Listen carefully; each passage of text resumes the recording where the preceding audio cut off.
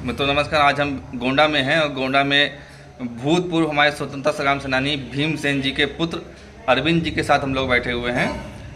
और अरविंद जी का भी संघर्ष बहुत लंबा रहा है और अरविंद जी ने जो राम जन्मभूमि आंदोलन हुआ था उसमें उन्होंने एक अहम भूमिका निभाई थी। बहुत लंबा संघर्ष रहा है। आपके पिताजी स्वतंत्रता संग्राम सेनानी थे?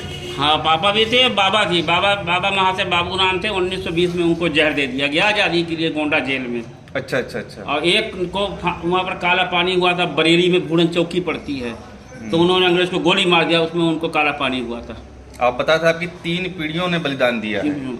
और न्यूरिया गांव में उधर पीलीभीत में वो था, पूरी हवेली थी, दान करके चले आए थे ब्राह्मण को। तो आपकी 3 पीढ़ियों ने इस देश के लिए बलिदान दिया है जी। और आपने भी राम जन्मभूमि आंदोलन में एक अहम भूमिका निभाई थी जी। और उसमें थे। अच्छा, एक बात बताइए कि राम जन्मभूमि आंदोलन में सरकार कहती है कि केवल 50 लोग मारे गए थे। सरकार का कहना गलत है। हजारों आदमी हमारे सामने शहीद हुए थे और जूता चप्पल सरयू पुल पर पड़ा हुआ था, ना जाने कितने आदमी शहीद हो गए थे। और मुलायम सिंह ने कहा था परिंदा पर नहीं मार सकता है। बीपी सिंह ने खुद कहा था कि अयोध्या के एक ईंट निकाल कर मस्जिद की फेंक दी जाए बाहर उठाकर, ये बीपी सिंह ने कहा था। अच्छा, कहीं उसकी काफ़ी पड़ी होगी तो मैं दिखाऊंगा कभी, काफ़ी। अच्छा, जो मुलायम सिंह यादव जी ने गोलियां चलवाई थी तो उनको पद्म विभूषण सम्मानित किया गया, क्या ये उचित है? गलत है। अगर इस मामले में किया गया तो गलत है। नहीं, कोई भी मामला रहा हो, उनका व्यक्तित्व तो वही रहा, गोली चलवाने वाला कार सेवकों पर। हिंदू कार सेवकों पर गोली चलवाना उनके लिए ये गलत साबित था।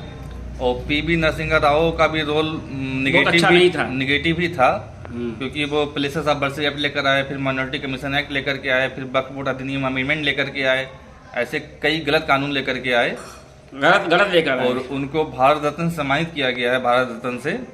तो अगर इस मामले में किया गया तो गलत है। इस मामले में कल्याण सिंह ने हमारे साथ जो उचित व्यवस्था की है, सन 92 में कल्याण सिंह ने वो 6 दिसंबर के बाद जो हुआ था घटना, रात के 12 बजे जो हुआ थी, इसी गुम्मत गिराई गई थी, कल्याण सिंह ने 12 बजे इस्तीफा दिया जाकर वहाँ पर। नहीं, कल्याण सिंह का तो व्यक्तित्व बहुत ऊंचा व्यक्तित्व, बहुत ऊंचा था। उसने रात में 12 बजे इस्तीफा दे दिया, अपने सिग्नेचर करके मैं मुझको पद से इस्तीफा देता हूँ। वो तो लगभग प्रधानमंत्री पद के दावेदार हो सकते थे अगर वो रहते तो। लेकिन जब उनको कोई ऑप्शन नहीं मिला तो उन्होंने अपनी जन क्रांति पार्टी बना ली तुरंत दूसरी। जी, वो बहुत बड़ा व्यक्तित्व था। वो आए तो हमारी बहराइच में मुलाकात उनसे हुई है, वजीरगंज के अंदर में काला फाटक लगा था, उनके यहाँ बैठे थे आकर लोग उनके यहाँ। तो आप लगभग कितने दिन रहे राम जन्मभूमि आंदोलन में? असल बलरामपुर में हम लोग वहाँ से आए, उसके बाद गोंडा आए, वहाँ से गिरफ्तार किया। गोंडा जेल में जगह नहीं बची, फिर सब साथ में सब लोग धरना चला तो माझा होकर मुन्नन खां के आदमियों ने बम कांड किया यहाँ पर जो है माझा पड़ता है। तो रानी साहब ने सबके खाने पीने की व्यवस्था की, रानी मनकापुर ने। अच्छा, उस समय बहराइच जनपद के सांसद थे आरिफ मोहम्मद खान, जो इस समय राज्यपाल हैं केरल के। राज्यपाल हैं? हाँ, गवर्नर हैं इस समय। तो उनका क्या रोल था? पॉजिटिव था कि उनका नेगेटिव? जन्मभूमि मामले पर कोई रोल नहीं था। वो मतलब है कि विरोध में थे कि? ना विरोध था, ना उनका कोई भूमिका था। इस मामले में भूमिका नहीं थी उनकी। वो था कि लोग नामी आदमी थे, कांग्रेस के ज़माने में वो हुए थे, तो उनके यहाँ लोग आते थे, बैठते थे। अब ये था कि मुसलमानों का जो जत्था चला हो, उन लोगों से मिला हो, आया गया हो, मुन्नन खां भी वहाँ जाता था। अच्छा, उस समय जब इस आंदोलन से उबर करके अटल बिहारी वाजपेयी जी प्रधानमंत्री बने, तो उनका क्या रोल था? किस तरह का व्यक्तित्व था अटल बिहारी वाजपेयी जी का? उनका बहुत शांत विचारधारा का रोल था। और वाजपेयी जी की जो कर्म भूमि थी आपके बलरामपुर में थी। हमारे फादर भीमसेन सक्सेना जो नेताजी थे, उन्होंने वाजपेयी जी को एक बार हराया था। मतलब हराया था वो पार्टी में मतलब थे, लेकिन वो कोई पद नहीं लिए थे। अच्छा। हाँ, और वाजपेयी जी पर्यवेक्षक बनकर महाराज जनतराई में गए थे। पिताजी वहाँ देखभाल कर रहे थे, तो उन्होंने अपने बेल्ट में, मतलब सबका होता है कि वो कांग्रेस के हों, भाजपा के हों, हम अपने बेल्ट में आपको ना आने दें, बाकी हमारा भाईचारा वही रहा हो। अच्छा, एक बार आप बता रहे थे कि आपके पिताजी श्री भीमसेन जी एक बार मिलने गए थे अटल बिहारी वाजपेयी से जब वो प्रधानमंत्री थे। हाँ, ये बात है आपके 98 में सरकार 13 दिन के लिए उतर गई थी। तो वो मिले थे, मुलाकात किया था? खूब अच्छे से मुलाकात किया था। जब गए तो ये 7 की 10 नंबर गेट होता है कि जहाँ पर गए तो वहाँ पर हम 5 लोग थे। एक बलदेव प्रसाद सैलानी थे, वहाँ के महाराज जनतराई के पिताजी, माता प्रसाद पांडे कर्नल गंज उनकी वाइफ थी, हम थे, सब साथ में 5-6 लोगों का जत्था था हम लोगों का। और वाजपेयी जी के पास हम लोग कुछ देर रुके, बातचीत हमारी लोगों की हुई, बैठे। सब कुछ हुआ, ग्रुप हुआ पूरा। आप बता रहे थे कि वाजपेयी जी से जब मिलने गए तो उन्होंने तुरंत मुलाकात करी। हाँ, और तुरंत आए। जब उन्हें सिक्योरिटी ने धीरे धीरे बोला, कह तो भीमसेन आया, तो पापा ने कहा भाई तुम धीरे क्यों बोल रहे हो, बता दो वाजपेयी से भीमसेन आए हैं। 10 जनपद की शायद बात थी हमारे जान में। तो तुरंत वाजपेयी जी आए, पिताजी को अंदर ले गए, बैठाया, उन्होंने सम्मान दिया अपना। तो आप बताते वो नंगे पांव दौड़ते हुए आए। हाँ, आए इसलिए आए कि पिताजी और वो दोनों साथी थे। खाली उनका जो उनका पार्टी का विरोध था, क्योंकि पिताजी हमारे कांग्रेसी थे, वो थे भाजपाई, इतनी बात थी। और भाईचारा वही था पुराना उनका। तो पहले मिलना कितना आसान होता था, लोग मिल लेते थे।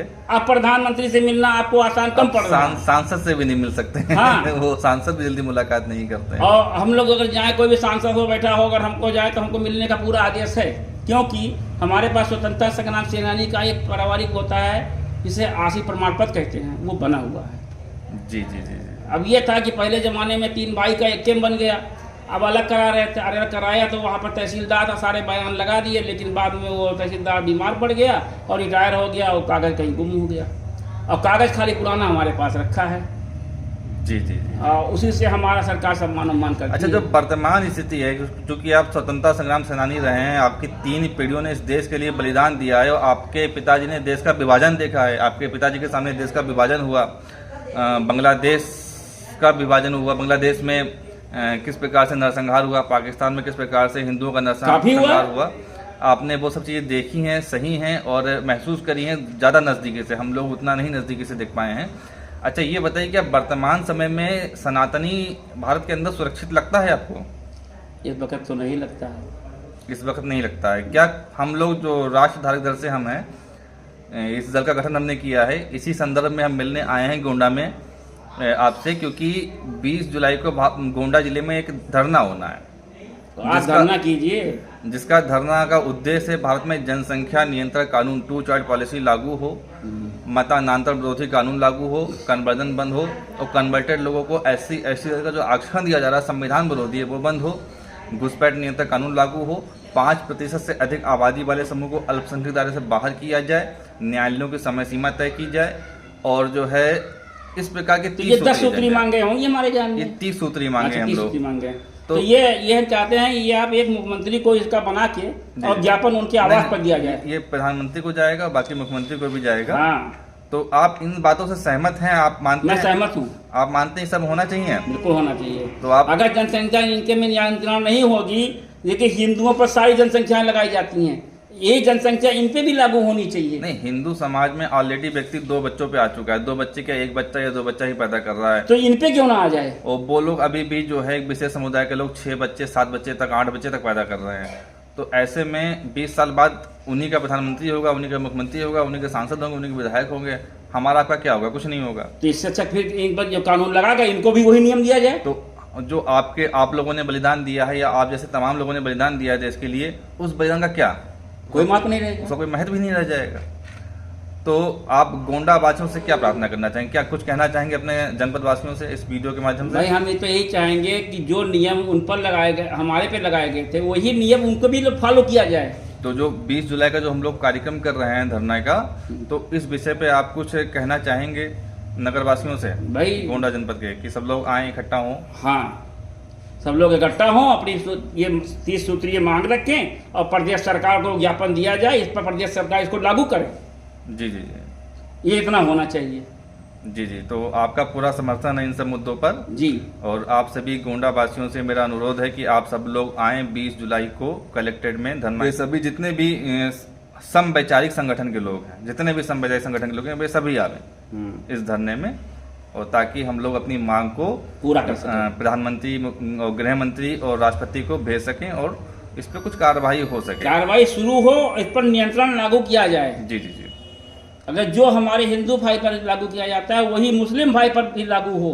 हाँ, एक कॉमन सिविल कोड लागू हो, एक समान नागरिक संहिता लागू हो। जैसे एक बार राजीव गांधी ने कहा था, हम तो राजीव गांधी से मिले थे। जी, तो इस राजीव गांधी से क्या बातचीत हुआ था फिर? यही राजीव गांधी ने यही कहा था कि पहला अभी, 2 के बाद कभी नहीं। ये राजीव गांधी का नारा था, पहला अभी, 2 के बाद कभी नहीं। पहला अभी, 2 के बाद कभी नहीं। हाँ। ये उनका फार्मूला था राजीव गांधी का। बहुत अच्छी बात। ये उस समय उन्होंने कहा था लागू करने के लिए। कांग्रेस की जो भी नीतियां खराब नीतियां रही हो, पर कुछ नीतियां अच्छी भी थी, जैसे कि आपने भी बताया, एक अभी और 2 के बाद कभी नहीं। ये राजीव गांधी का फार्मूला था। हाँ, तो ये होना चाहिए। ये उस समय लागू हो गया होता तो आज हमारे देश बहुत सुरक्षित होता, बहुत सुरक्षित ये हमारे पास बैठे थे, राजीव गांधी भी थे, इंदिरा गांधी जी भी आई थी। इंदिरा गांधी की पूरी ग्रुपिंग रखी होगी मेरे पास में, पूरा कागज होगा शायद, यहाँ होना चाहिए सब कागज। उसमें अमेरिका के राष्ट्रपति भी थे, सभी लोग थे साथ में। जी जी जी, सब आए थे। और आपका व्यक्तित्व बहुत ही महान है, और आप बहुत ही साधारण परिवार से गुजरे हैं। साधारण परिवार में वर्तमान में रहते हैं, और बहुत ही कम संसाधनों में रहते हैं, और काफ़ी अधिक सम्मान जनपद में है। बहुत रईसों का इतना सम्मान नहीं होगा जितना आप, मतलब अभाव में रहकर भी इतना सम्मान प्राप्त कर रहे हैं इस समाज में। तो बहुत अच्छा लगा आपसे मिल करके, और फिर कभी दोबारा आएंगे तो मुलाकात आपसे बिल्कुल आपसे मुलाकात होगी, और जहाँ भी आपको कोई दिक्कत पड़ेगी आप आइएगा, जो मुझसे हो सकेगा जी तो वो मैं करूँगा, और अधिक तो मैं नहीं कह सकता हूँ। 20 जुलाई को गोंडा में धरना स्थल पे, और 27 जुलाई को बलरामपुर में धरना स्थल पे अच्छा अच्छा, ये सब कार्यक्रम होने हैं। तो आप सभी लोग जो भी सुन रहे हैं तो अवश्य आएँ। ठीक, बहुत बहुत धन्यवाद आप लोगों का। नमस्ते। नमस्ते भाई साहब, नमस्ते।